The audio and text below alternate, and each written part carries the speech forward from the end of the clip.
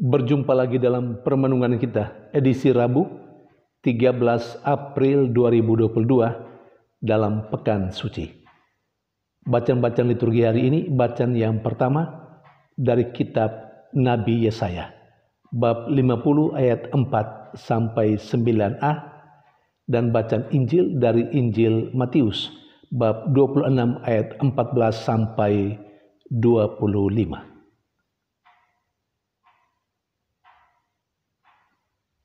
Bagi saya, merenungkan kedua bacaan liturgi hari ini berarti merenungkan apa yang dikatakan Yesus tentang dirinya ketika Yesus baru pertama kali tampil di hadapan umum. Yesus kepada para muridnya dan di hadapan orang-orang Yahudi lainnya berkata demikian. Saya kira kita semua pasti ingat. Aku datang bukan untuk menghilangkan hukum Taurat dan kitab para nabi, tapi aku datang untuk menggenapinya. Bagi saya kata-kata Yesus itu berarti kehadiran Yesus adalah untuk melaksanakan apa yang telah diramalkan tentang Mesias dalam Perjanjian Lama, tentang Mesias yang akan datang dan yang datang untuk menyelamatkan manusia. Kedua baca liturgi hari ini mengingatkan saya akan kata-kata Yesus bahwa dia datang untuk menggenapi hukum Taurat dan kitab para nabi.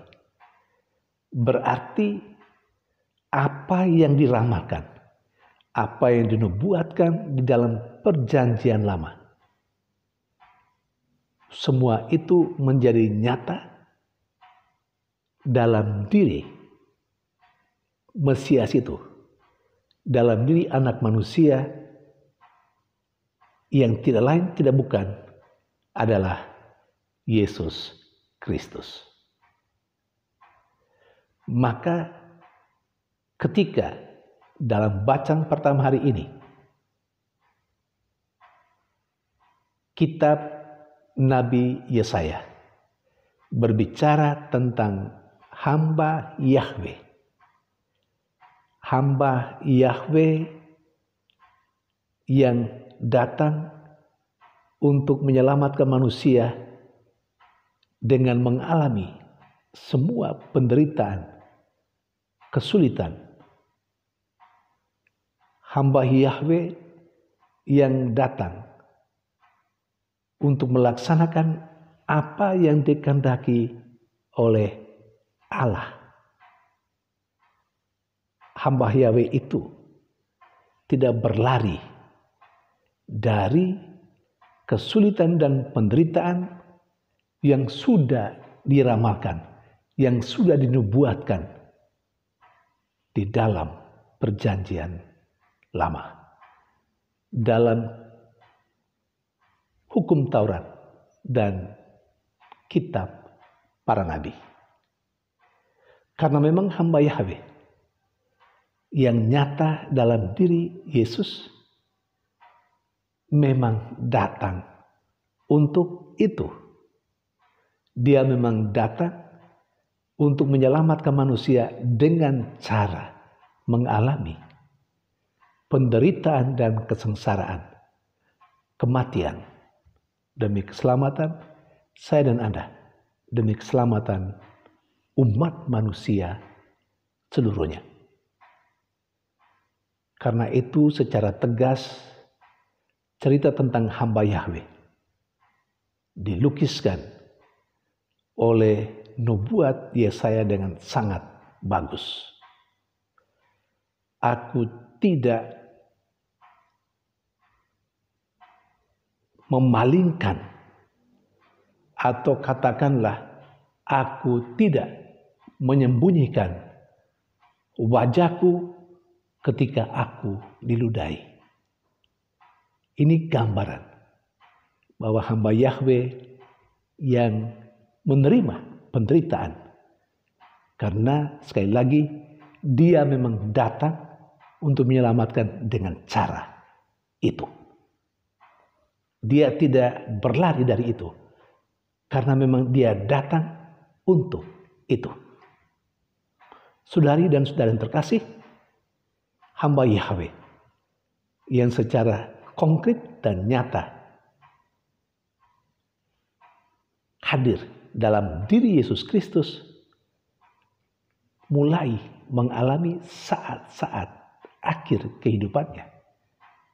Dia mengalami penderitaan karena orang-orang dekatnya yang karena kemasukan iblis merencanakan dan menyerahkan dia kepada lawan-lawan politiknya, lawan-lawannya, yakni imam-imam kepala. Dan orang dekat yang berada bersama dengan Yesus, yang menyerahkan Yesus kepada lawan-lawannya adalah Yudas Iskariot, seperti yang diceritakan dalam bacaan Injil hari ini. Dan apa reaksi Yesus? Dia menolak? Dia mau menyembunyikan dirinya dari itu? Tidak. Dia menerima itu sebagai konsekuensi. Dia diutus ke dunia untuk menyelamatkan manusia. Dia menghadapi penderitaan itu karena itulah jalan yang dikehendaki oleh Allah Bapanya untuk menyelamatkan manusia, menyelamatkan kita, menyelamatkan saya dan Anda. Saudari dan saudara yang terkasih, kita sih sebenarnya dalam konteks atau koridor kehidupan beriman mesti menghayati juga apa yang sudah dijalani dan dihayati oleh Dia yang kita imani.